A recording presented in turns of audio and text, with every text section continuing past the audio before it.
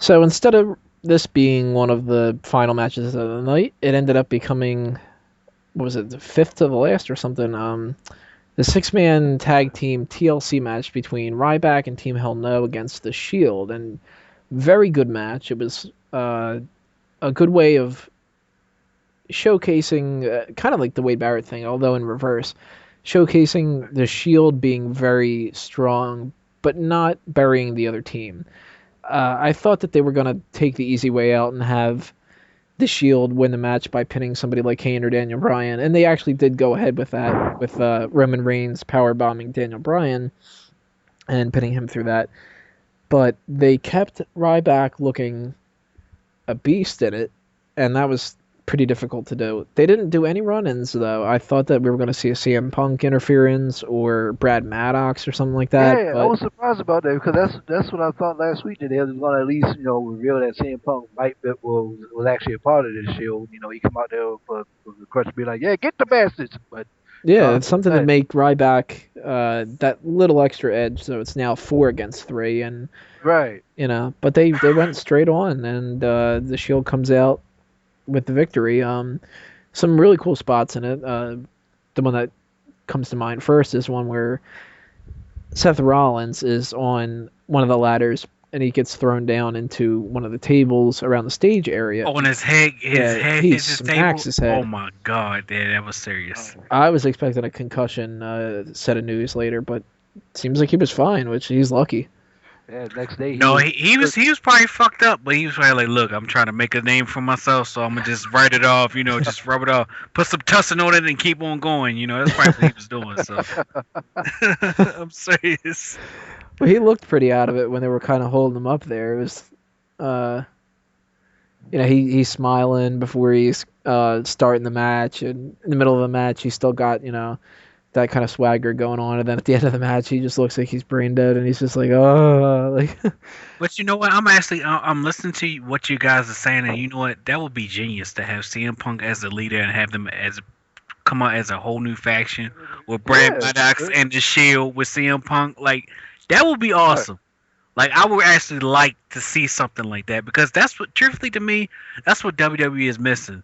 That's what wrestling is missing. Back when they had those factions, Or those two factions, villains. Yeah, factions actually made wrestling to me. Like I grew up on the Four Horsemen. You know what I'm saying? Stuff like that. The Varsity Club.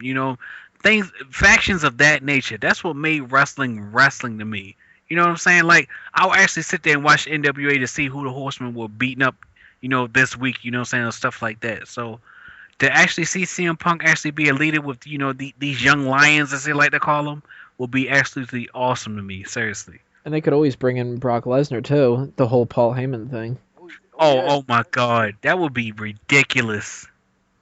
But then you know what? That would be a dynamic because Paul Heyman definitely he backs Brock Lesnar too. So I mean, I don't know. That might be a dynamic between him and Punk. But I mean, you remember when Punk threw that little pipe bomb back out? He was like, where are the real wrestlers? And he said Brock Lesnar. He said Kurt Angle. You know what I'm saying? yeah, yeah. Steve Austin. He said guys So like that. And if you remember, he had a Steve Austin shirt on when he did that whole pipe bomb, rant. So yeah, it wouldn't seem too far fetched for Brock to come out and be like, yeah, now see, I'm backing up the real deal here. right. I'm on the side of right with this.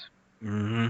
Yeah, and we went over the Ryback thing. We went over the Shield having a good little presence there, and Team Hell No put up a good fight. They didn't Yeah, just get their asses kicked in it, which I thought was a possibility, but I mean, even Daniel Bryan, he really had some segments in the middle of this match that he was kind of the star of it. There was a whole part, I think it was about 3/4 of the way through the match, where he puts Dean Ambrose, if I remember correctly, Hmm. in his finisher, and before he gets a chance, that's broken up, and he puts like Seth Rollins in it, and then that gets broken up, and he puts Roman Reigns in it, and Talking about the crossface. yeah, yeah. I don't know Well, if it's actually, I called should no say lock. the crippler crossface because that's exactly what it is.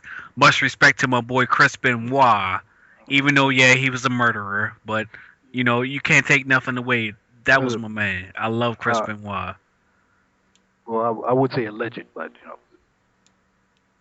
Yeah, but then it'll just get bleeped because it's they'll just remove it from all the record books. Mhm. So yeah, Daniel Bryan had a good couple segments in here. Big spot with Kane is when he got tackled through the barricade, which that's not a pro Kane thing, but yeah, at least he had some kind of a I heard focal that was point. crazy. I heard that was really crazy. So, but I definitely do. Roman Reigns, I definitely see him. He's going to be a major player in WWE for a long time because he definitely has a lot of potential. Yeah, he's got a good look to him and Yeah. everything. He's got Yes, some he good does. presence, and another little good part was Seth Rollins hitting his finisher, which I think is called the Blackout. I really hate the finisher, but it came out really good on this one because it was Daniel Bryan had a chair set up in the middle of the ring, and Uh-huh. his finisher is kind of a foot stomp on somebody's head, and he did it to where his head landed on the chair, and that came off really nice. It's going to look stupid if he does it without the chair, though. That's the guy with Uh, the blonde dye in his hair, right? Right. I swear to God, I don't know if maybe it's me, but he reminds me so much of Alex Shelley Hmm. from the Motor City Machine Guns. I Alex guess maybe Shelley, it's, who happens to look just like CM Punk. yeah, that too. yeah. Yeah, I guess that's who Seth Rollins reminds me of. He reminds me of Alex Shelley. He really does. But yeah, you know what? I like the whole Shield angle. I really do. I like how they're going with this whole thing. But of all the matches for this whole pay-per-view that I would suggest, if anybody didn't get a chance to watch it, I would say check out the Shield match. That was the match of the night, as far as I was concerned. I did like the Money in the Bank, and I did like the Kofi Kingston and Wade Barrett match, but out of all of them, the most entertaining one I think was the Shield match. So check that one out for sure if you haven't had a chance to. And the next part is going to be the World Heavyweight Championship match, one that I wasn't really a big fan of. And then we'll move on to the three-man band one, and finally that Money in the Bank match at part 12.